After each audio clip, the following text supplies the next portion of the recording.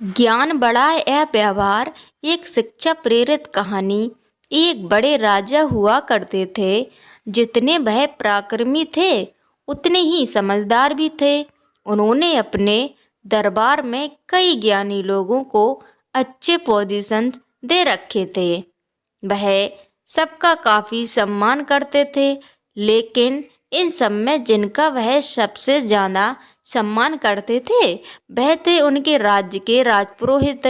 राजा राजपुरोहित को कितना मान देते थे, इसका अंदाजा इसी बात से लगाया जा सकता है कि जब भी दरबार में राजपुरोहित प्रवेश करते तो राजा खुद खड़े होकर उनका स्वागत करते थे और तब तक खड़े रहते थे जब तक राजपुरोहित अपने आसन पर आकर बैठ न जाएं। राजा अपने मन उठ रहे सभी सवालों को राजपुरोहित से बुझिझक पूछ लिया करते थे। राजपुरोहित भी अपनी बुद्धि से उनका अच्छे से उत्तर दिया करते थे। एक दिन दरबार में राजा के मन में कोई प्रश्न आया।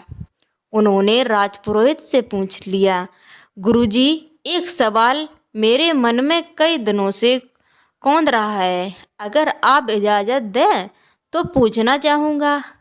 आप हुक्म कीजिए।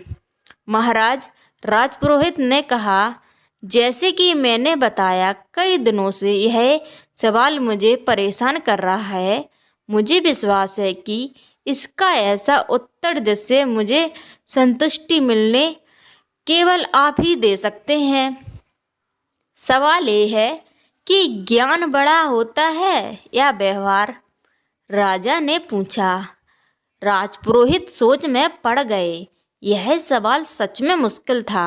ऐसा नहीं है कि उन्हें इस सवाल का उत्तर नहीं मालूम था, लेकिन उसे कैसे राजा को सरल तरीके से समझाया जाए यह उनके समझ में नहीं आ रहा था।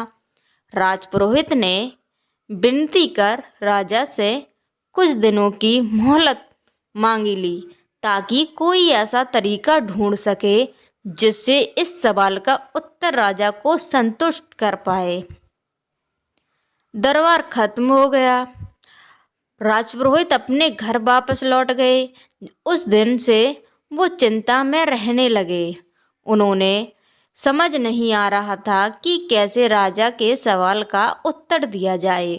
2-3 दिन बीत गए, लेकिन राजपुरोहित अभी भी इस कश्मकश में थे और वह ना अच्छे से सोते थे, ना ही ठीक से सो पाते थे, ना ही खा पी पा रहे थे। उनकी पत्नी यह सब देख रही थी। पत्नी ने राजपुरोहित से उनकी परेशानी का कारण पूछा। राजपुरोहित ने सारी समस्या अपनी पत्नी से कही।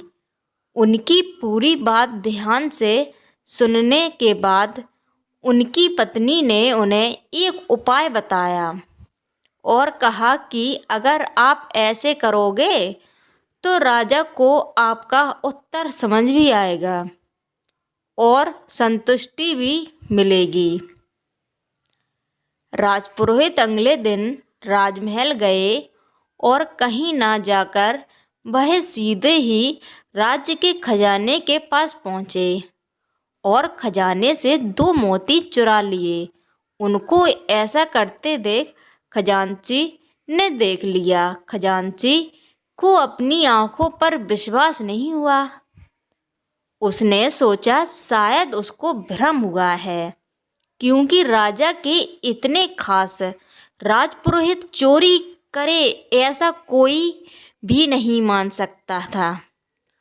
उनके एक बार कहने से राजा उनको बेशुमार धन दौलत दे देता। अगले दिन राजपुरोहित फिर से खजाने से 2 मोती चुरा लाए। फिर से एक बार खजांची ने यह सब देखा। अब उन्हें लगा कि उन्होंने कल जो देखा था वह कोई भ्रम नहीं था। कोई दूसरा व्यक्ति होता तो तुरंत उसे पकड़कर सजा दे देते। यह तो राजा के खास राजपुरोहित थे और जितना खजांची राजपुरोहित को जानता था वह तो बड़े भले आदमी है, जरूर उन पर कोई मुसीबत आई होगी, इसीलिए उन्हें ऐसा करना पड़ा होगा। यह सोचकर खजांची ने कोई भी प्रतिक्रिया नहीं दी। जब 2-3 दिन तक फिर यही घटना दोहराई गई, तब खजांची ने अपना धर्म निभाते हुए इस चोरी की खबर राजा तक पहुंचा दी। राजा को पहले तो बिल्कुल भी विश्वास नहीं हुआ, लेकिन खजांची ने जब पूरी बात बताई कि कैसे राजपुरोहित जी एक नहीं दो नहीं लेकिन पिछले 1 हफ्ते से खजाने से मोतियों की चोरी कर रहे हैं, इस बात को खजांची ने इतना जोर देकर और कसम खाकर कहा था कि राजा को भी अब उसकी बात पर विश्वास हो गया। अगले दिन जब राजपुरोहित दरबार में आया, तब राजा ने ना ही उनका स्वागत किया, ना ही अपनी जगह से खड़े हुए। राजा ने राजपुरोहित से पूछा, क्या आप खजाने से मोतियों की चोरी कर रहे हैं? राजपुरोहित ने हाँ कहा और सारे मोती राजा के सामने रखते हुए कहा कि लीजिए, यह सारे मोती जी मैंने चुराए हैं। राजपुरोहित का ऐसा व्यवहार देखकर राजा के साथ दरबार में बैठे सभी लोग आश्चर्यचकित थे। राजा ने राजपुरोहित से कहा, अगर आपको यह मोती लौट आने ही थे तो आपने चुराए क्यों?